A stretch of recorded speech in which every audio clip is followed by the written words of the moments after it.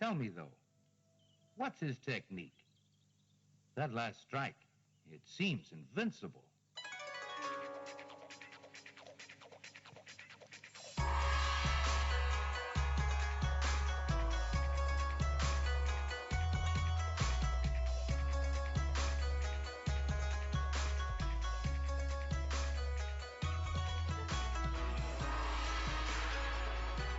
Hello and welcome to Sons of the Dragon, the Immortal Iron Fist podcast. My name is Connor McKenna.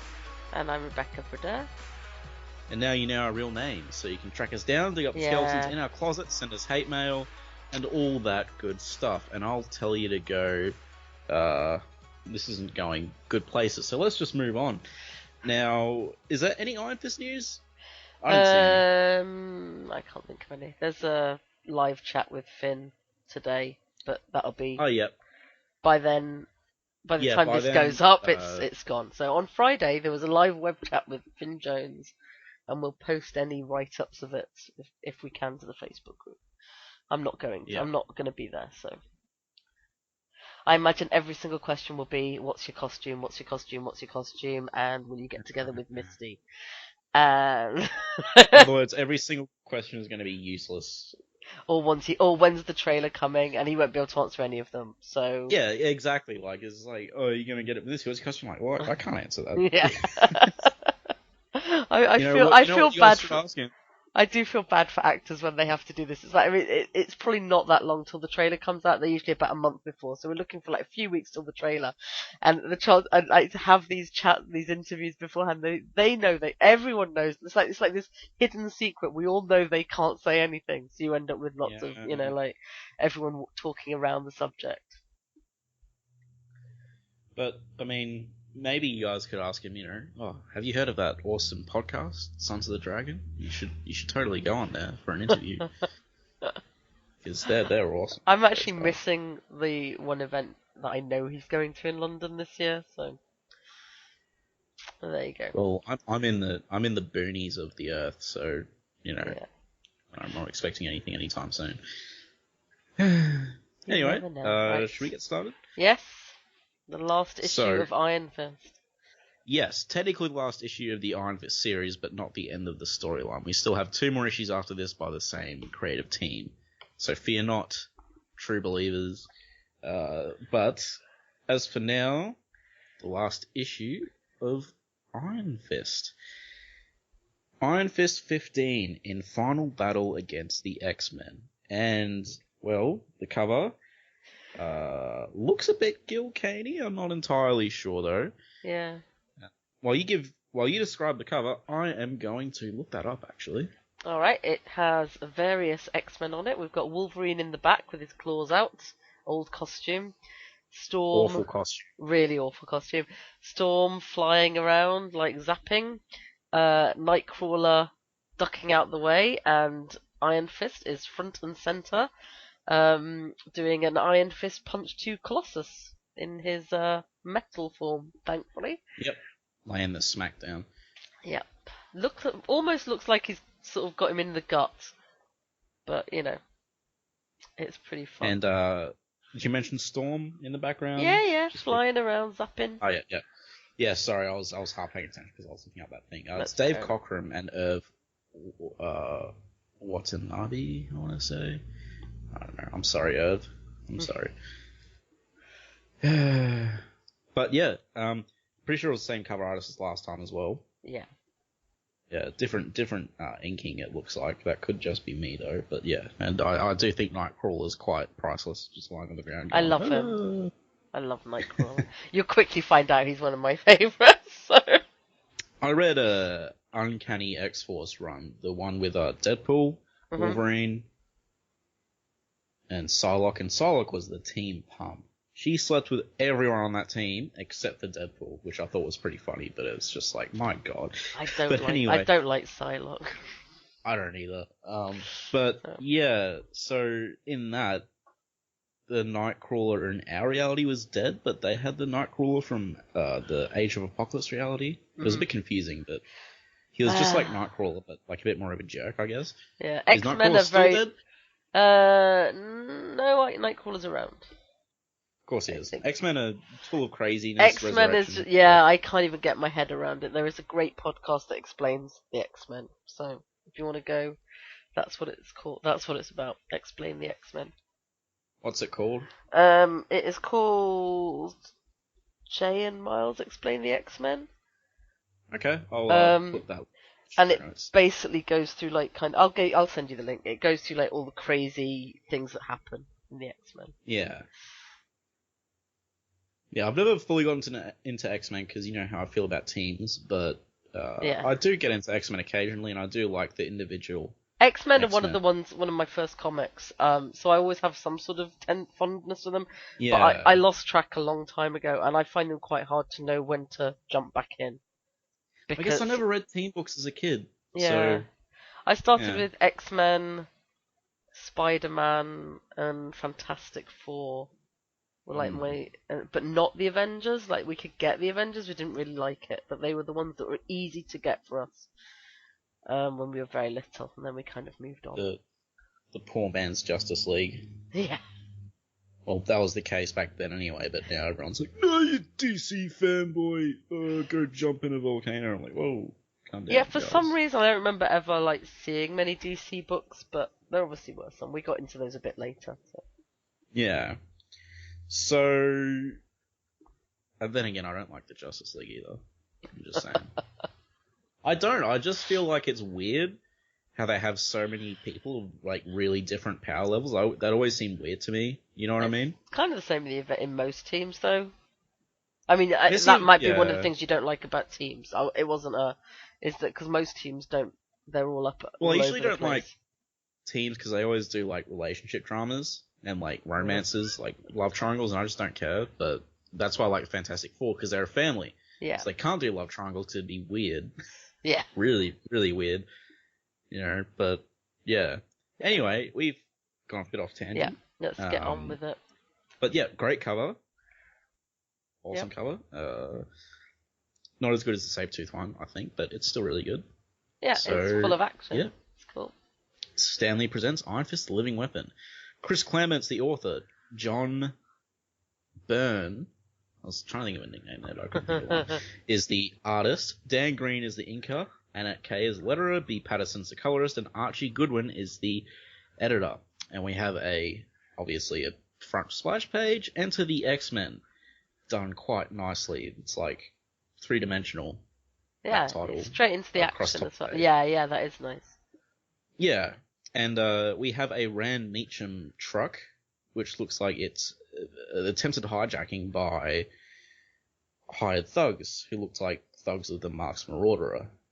May he forever burn in hell for being one of the worst villains ever. And one of them's pointing a gun at... It's like a point of view... No. There's a gun pointing at Iron Fist from, the corner of the page. So it's like a first-person sort of view. And Iron Fist is kicking the snot out of two goons at the same time. He's already knocked one out, so that's the third. He's kicked one in the face, done a back fist to the other one. Walk and cack. And, so basically, I'll read the opening second-person monologue, because it always sets the mood quite well, I think.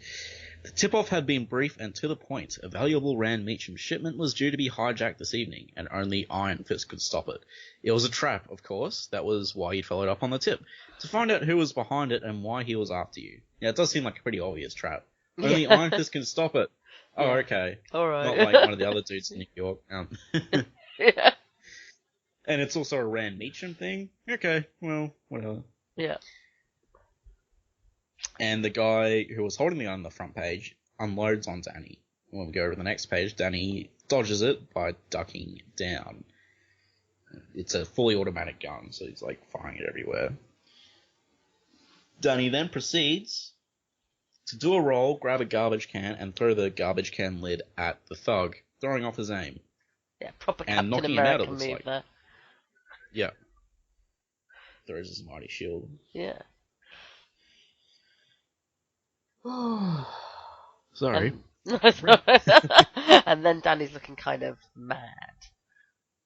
Always the best panels is angry Danny. Yeah. Now he's also talking to himself, as opposed to thinking to himself. So he just switched. It's Yeah. weird, but, you know. Yeah. And he's thinking perhaps he should have left this to the New York police. Yeah, leave the guy with the machine gun to the New York police. It's great, Danny. But then he gets kicked in the back of the head again. And it's like a flying kick as well, so I'm surprised I just didn't immediately knock him out. A lightning kick, apparently. Yeah. And he didn't even sense it coming.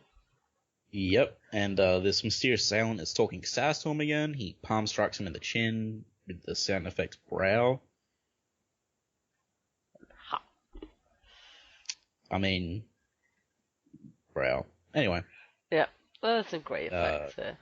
Then we have Danny again in a vulnerable position, being leered over by this masked assailant. How does it feel to be on the ground, Daniel Rankai? Know that you have finally met your match. The voice of fighting style. It's the martial artist who ambushed me before I left for Canada. Yeah, same guy. Iron Fist proceeds to kick him in the face. Bam. And he says that Iron Fist has never given up. Which? Sorry, I should mention that line. Yeah. Which is true at this point. Yeah. I mean, it's generally true. Yeah, there's a little run where he gives up. But hey. You know. Is that Living Weapon? Nope. It's a run where he we'll get to it. It's got some ugly art, and he kind of I'm not going to be the Iron Fist anymore. Kind of walks away. There's a few where he walks away. There's also the one we were talking about last week, the one with the awful manga style drawing where he leaves the awesome story. Yeah, he leaves the costume behind. And says, I'm Yeah. not going to be Iron Fist anymore. So he gives up a few times. But he doesn't really ever give up because he always comes back. So he's not wrong. Oh, exactly. Like, yeah, it's... But he has a few little strops on the way. Yeah. Which is fair enough. He's had a hard life. So, yeah, he goes, but Iron has never given up, so I see. Do you think boyish bravado will help you now? Ask me again when our duel is ended. And, yeah, Iron Fist, thinks he recognizes that the fighting style is so familiar to his own, it must be from Kunlun. And again, this guy puts him into a bear hug. Yeah. And again, the Iron Fist glow surrounds them both. Yeah, like the radioactive thing. And then he drops Danny to the ground, and there's a cool shot of like his glowing tattoo on his chest. The assailants, that is, not Danny. Danny's no, like, well, Danny's going, ooh. Yeah. Your life is mine for the taking, boy. But I want more than that. I want what your cursed father denied me. I want the Iron Fist. And not all your vaunted skill can stop me. And that's a great sort of panel there. Yeah. He just has a very maniacal look on his face. Just like that. This guy has a few screws loose. You can see he's wearing a face mask, same as Danny's, like only the half face mask there. Well, except it's... me and Carly's talk about this all the time, how... The series started off where you could see Danny's eyes. Yes. And especially as Byrne took over, it just became the white for the eyes, yeah. But, like, this is like the original Iron Fist mask, where you can see his eyes. Yeah. But great couple of pages, good art. I mean, just, John Byrne in good form, as usual. Yeah, that's the nod to the ongoing story. And the evening moves on, and we shift our scene uptown from the Battery to Greenwich Village. Greenwich. Oh, is that how you pronounce it? Yeah. That's weird. Quiet side street just off Washington Square, and a man standing, a solitary self-appointed vigil. His name is Logan. Although almost no one knows it, he likes it that way because names are shared with friends, and above all else, Wolverine is a loner, or what? These days, he's not so sure. Snaked bub. He's standing on a street corner mooning over Jean Grey. Which, is not surprising at all. No, it kind of sums up early Wolverine appearance in comics. Hey, early Wolverine is amazing. Yeah, but he did moon over Jean a lot. He's kind of worried about why. He says he usually loves them and leaves them, but now he's going, how can she love a gutless wimp like Summers? And then cut Scott out of a picture.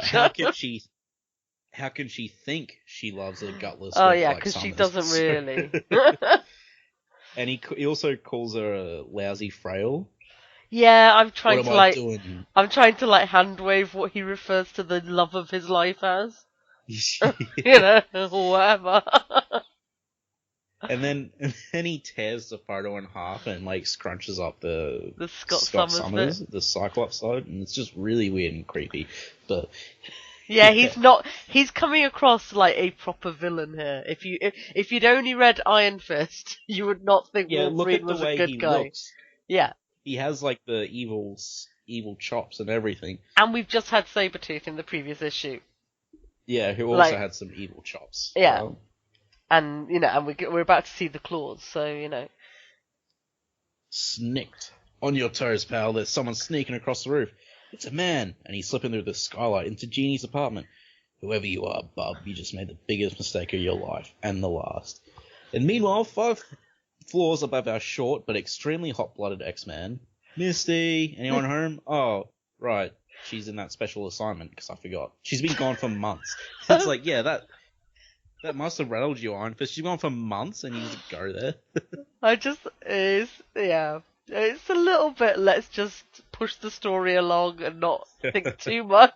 But then this is the best issue for that. Yeah, it really is. Then we cut, because Danny's mentioned Misty, to go to the Caribbean where Misty is, and she's at Cutlass Bay, comes out of the sea, and she says, "Oh, for the first time in ages, I'm thinking of Iron Fist." That's she comes out in this James Bond style of the sea, and she's just thinking about Iron Fist. It's the first time in ages, and she's pretty much just moaning over the whole thing. I walked down and I feel so bad, but then she realizes, oh, maybe I should stop. Danny's not worth the effort.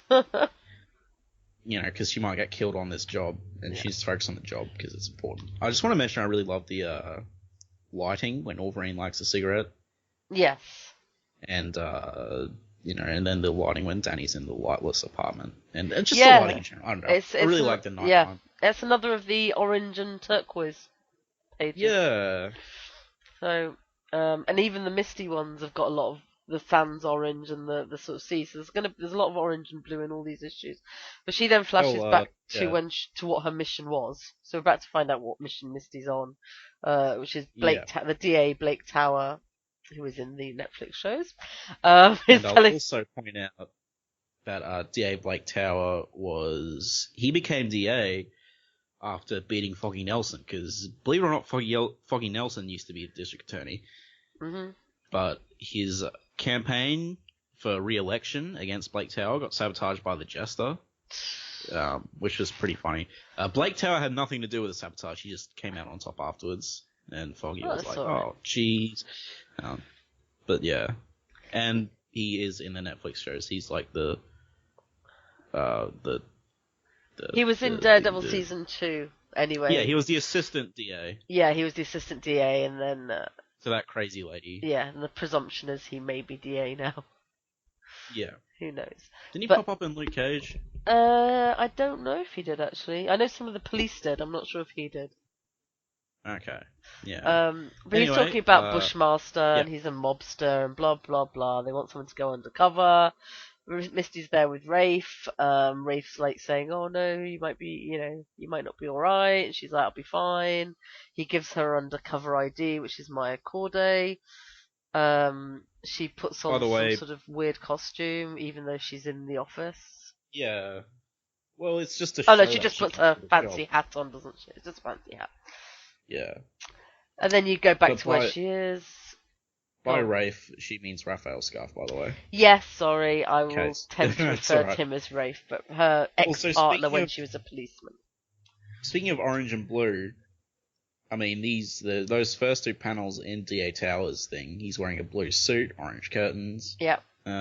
Yep, there's a lot of there's 3 different shades of blue, maybe 4 in that one panel of his face. Yeah, and his tie is blue, his blazer's blue, his thing's blue, the sky outside's blue. Yeah. The curtains are orange, the walls orange. But then we flash back to Misty where she is, and she goes, "Well, I pulled it off, Rafe." Bushmaster turns up, calls her my dear. You see him have a snog. She's obviously fairly deep undercover. and you can see a little bit of a tear in her eye as she thinks at what cost. How'd she get that far undercover if she's crying while she's kissing him? But well, whatever. It's only is Bushmaster a Luke Cage villain, or am I thinking of someone else? Yeah, no, he is. He's in Luke. Well, he might be just in Power Man Iron Fist, but he's definitely in that kind of thing. I'll look him up. Also, I want to point out that the District Attorney's lawyer, Bill Howe, makes an appearance here. Very brief one. He's in like one panel. Oh, but he was Chaka's brother, who was presumed dead. So I thought that was like a nice little... That is a nice nod. I like it when they come in together, yeah. Yeah, which might be the last time we see Bill Howe, but yeah. And then not because he dies, but just because it's, I always wonder how Misty manages her arm undercover, but that's a separate thing. So. Okay, that's a good question.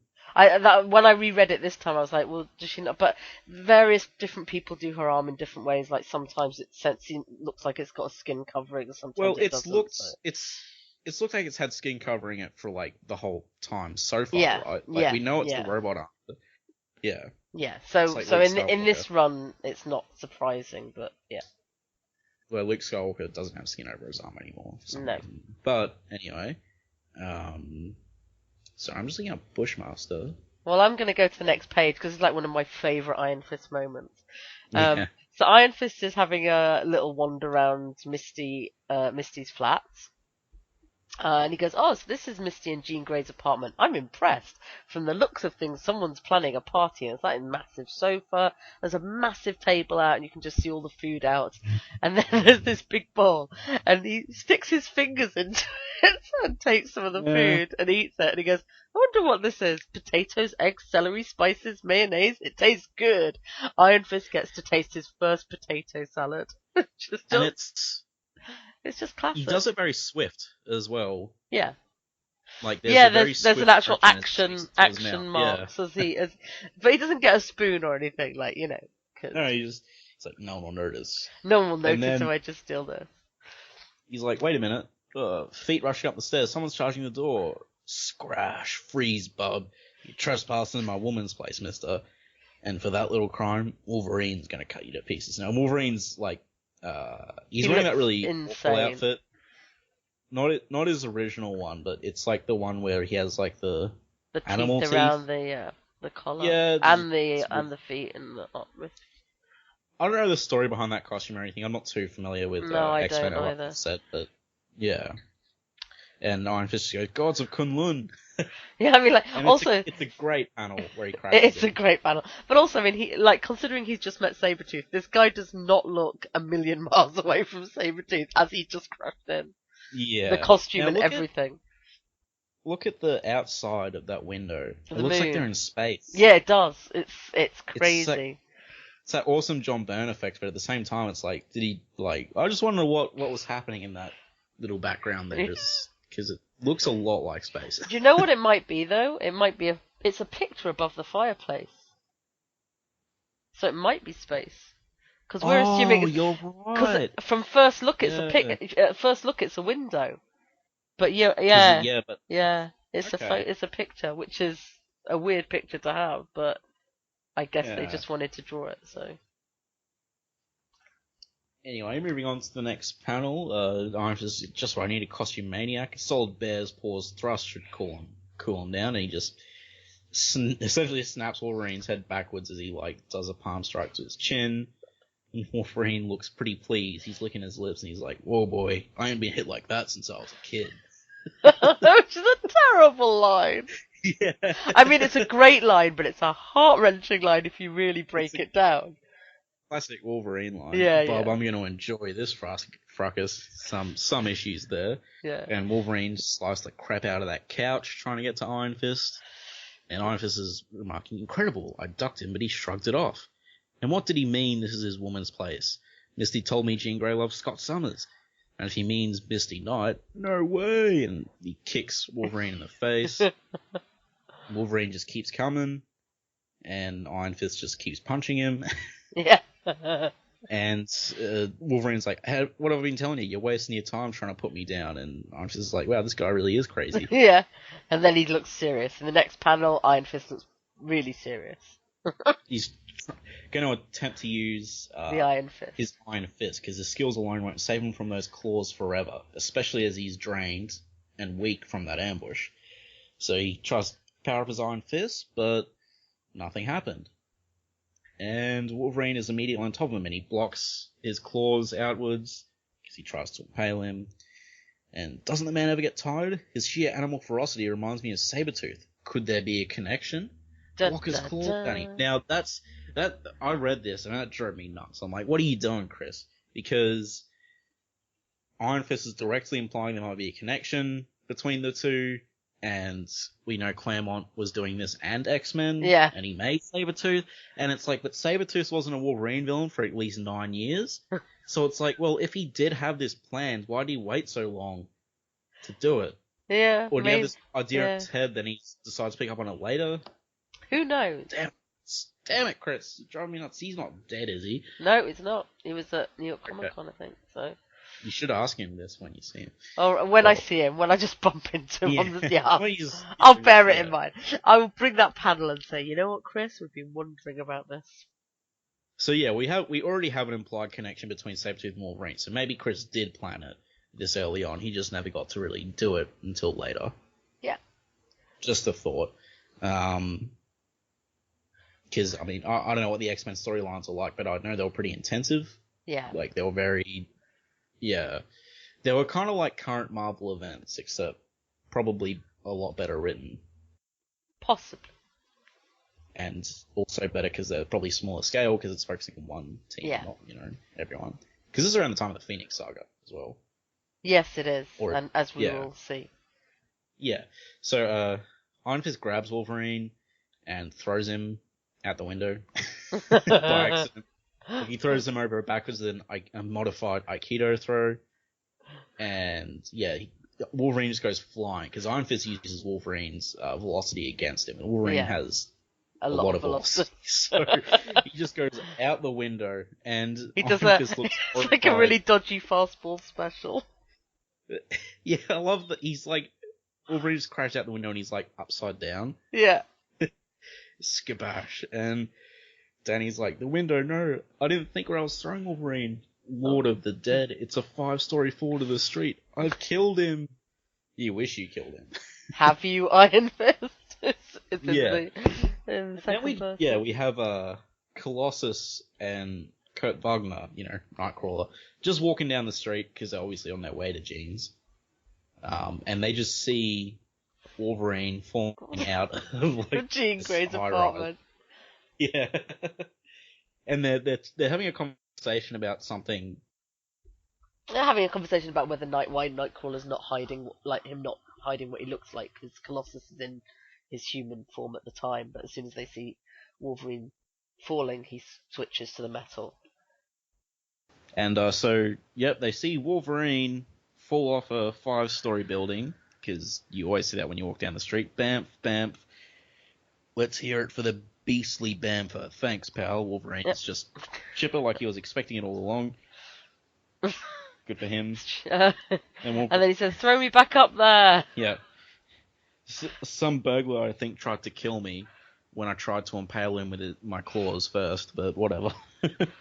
So, there's another fastball special, and he throws Wolverine up there, and Nightcrawler's like, dude, how do we know it's an enemy? Wolverine, he's crazy. That's pretty much what he says anyway. I like it when he said, it could have just been a mailman, which is not untrue, given that it was just someone random. Or Jean's parents, which would have been worse, really.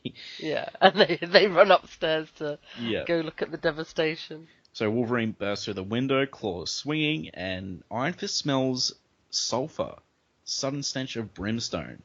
He takes out Nightcrawler, who teleported behind him, with a punch, and then flips over Wolverine, knocks them both down for the count, and then... sees Colossus with his metal form coming upstairs. Yep. You have beaten my comrades, intruder, but you'll not be so fortunate against... I give up. Even there. Yeah, he gives up. So Iron Fist starts to activate the Iron Fist, and then an instant later you see Colossus flying towards the wall. Shakao. And obviously, the art here is still good. Yeah, very nice. Yep. not much to... Very dynamic fights. They're cool. We're keeping the high. It looks like there's a Christmas tree behind Danny in the top frame, which is interesting. Yeah. And the panel where Colossus throws Wolverine is awesome. That's really nice. Despite Wolverine's awful outfit. Yeah. So, back to Storm, who's flying around feeling good to soar just for the sheer joy of it. She's just reminiscing about how, Yeah. blah, blah, blah, her and the X-Men are buddies, but they're also strangers, blah, blah, blah, reminiscing. And then she shows off a new superpower when she lands on the roof of Jean's apartment, where she changes her black outfit, swimsuit, costume. Yeah, that's polite. A less revealing, a nice red evening dress. Yeah, which is less revealing than her usual outfit. Yeah. Although she has the head thing on. That is so. Yeah. I don't know if that's just her hair looking cool, but she's still got her little tiara on. And she walks in and to the sight of Iron Fist punching Colossus through a table. And the potato salad. Our potato salad goes flying. Over 3 panels, flies up and into her face. Splurch. And everyone, Iron Fist is like, what? Someone on the balcony? And Nightcrawler, Wolverine, and Colossus My look God. horrified. Especially Wolverine. He's like, oh, God.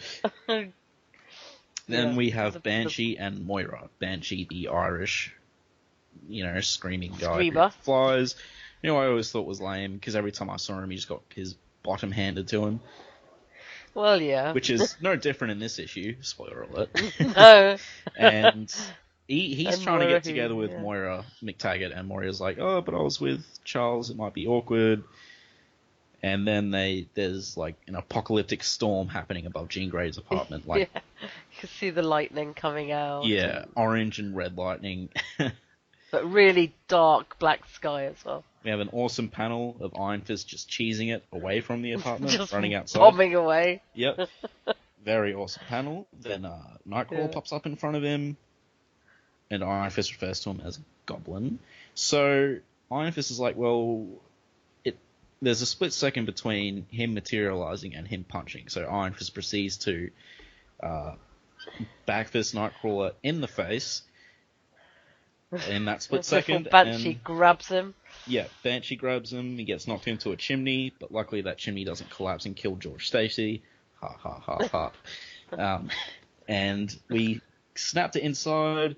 Moira's like, oh, like everything is just trashed. There's like a giant hole in the wall, and she's thinking, wow, whoever they're fighting must be a really rough customer.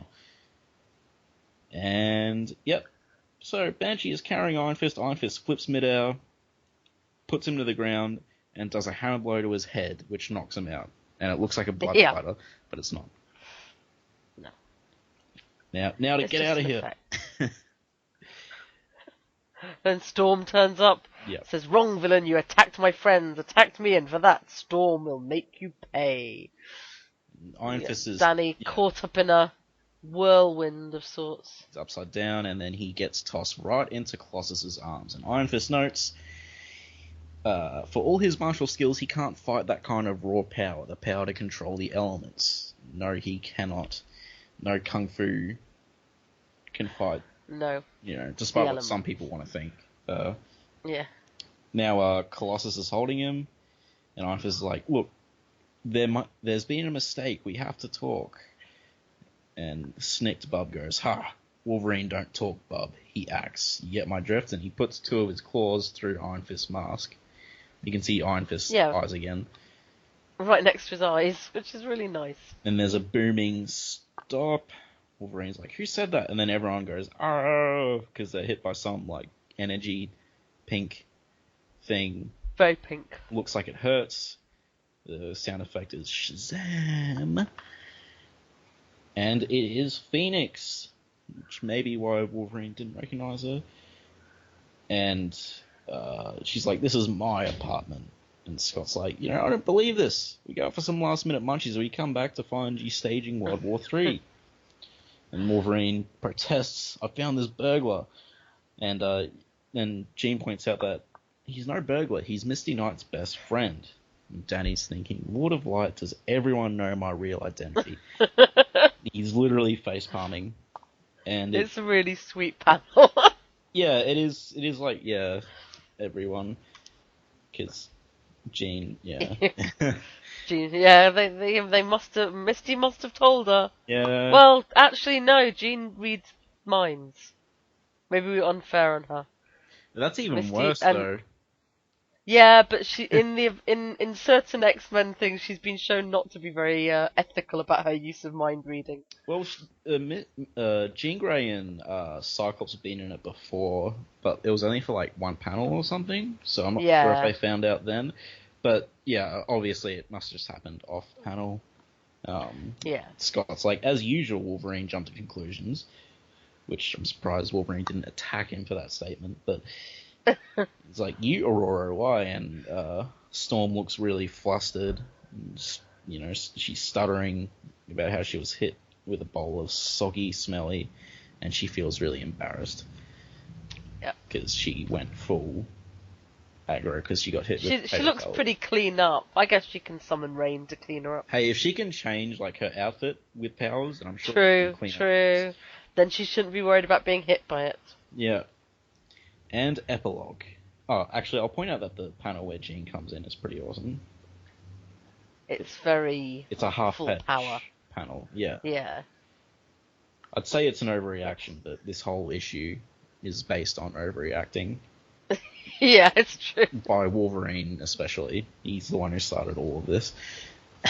So, epilogue is... Scott's crotch seems to be talking, though, in that panel. It's a little bit concerning. I wish you didn't point that out. It's true, though. Yeah. It doesn't take long to clear the mess away, especially with the arriving guests all lending a hand.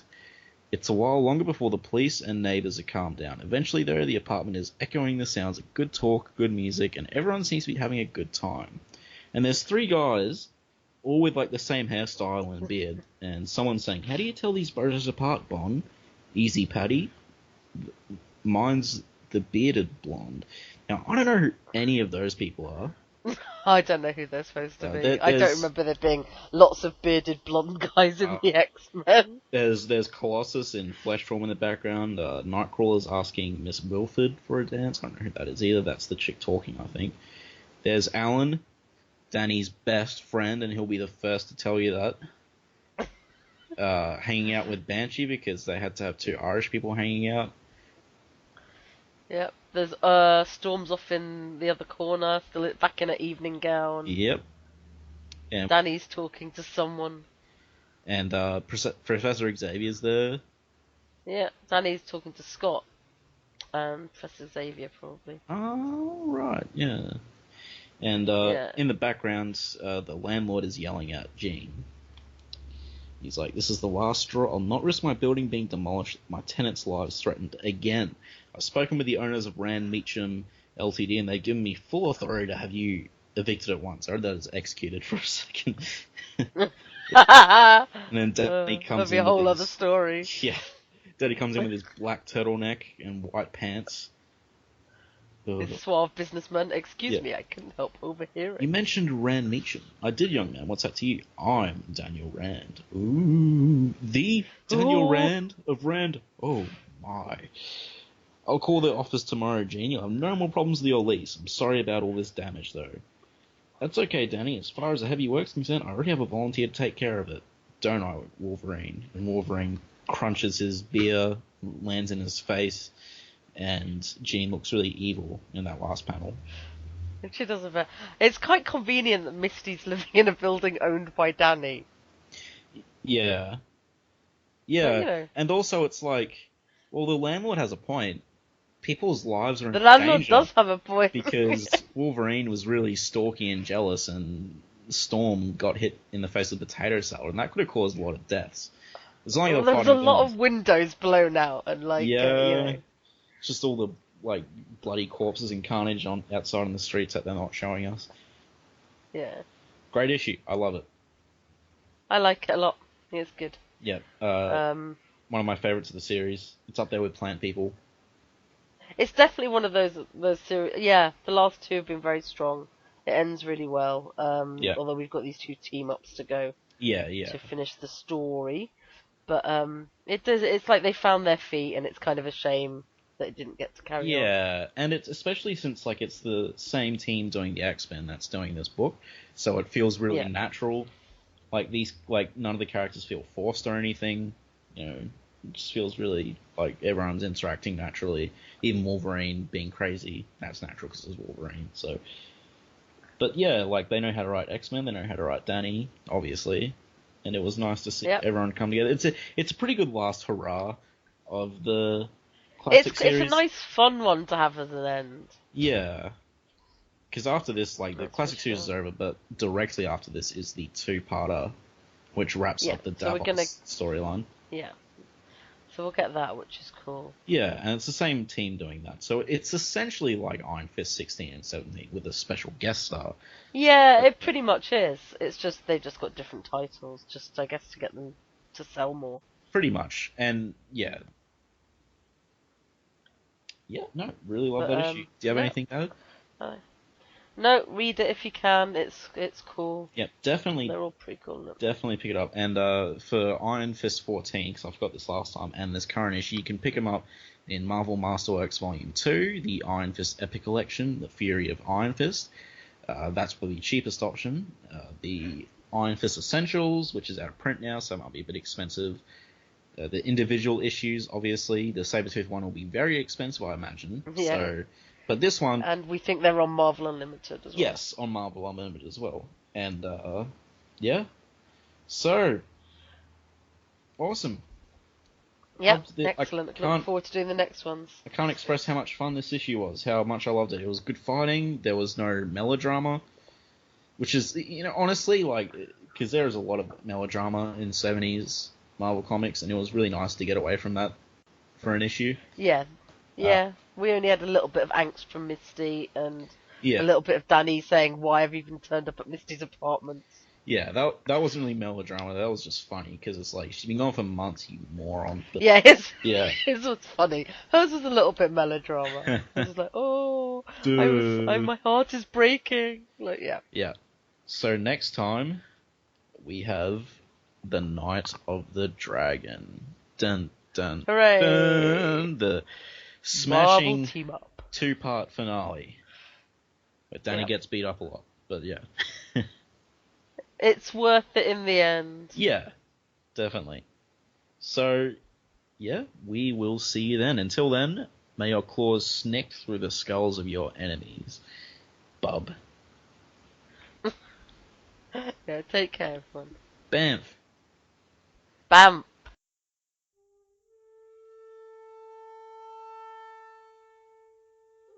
Iron Fist and all other characters in these comics are properties of Marvel and Disney, and any music or images we use belong to their respective copyright holders, and we do this for fun, so please don't sue us.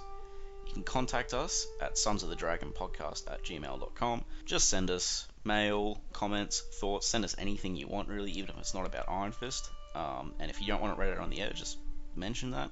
You can also reach us at Facebook, the Immortal Iron Fist Podcast, Sons of the Dragon, our Twitter, at Iron Fist Podcast, our SoundCloud, soundcloud.com/Sons of the Dragon with hyphens where the spaces are, our YouTube, Connor Carl, just search Iron Fist Podcast on YouTube and you'll find us real quick. And then there's our WordPress, Sons of the Dragon, the Immortal Iron Fist Podcast.wordpress.com. We are also on iTunes, feel free to rate us there. If you rate us less than 5 stars, well, just tell us what we're doing wrong and we'll try and improve that.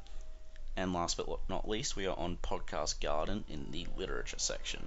And thanks to Thomas Tissoff for the theme song at the start. And thanks.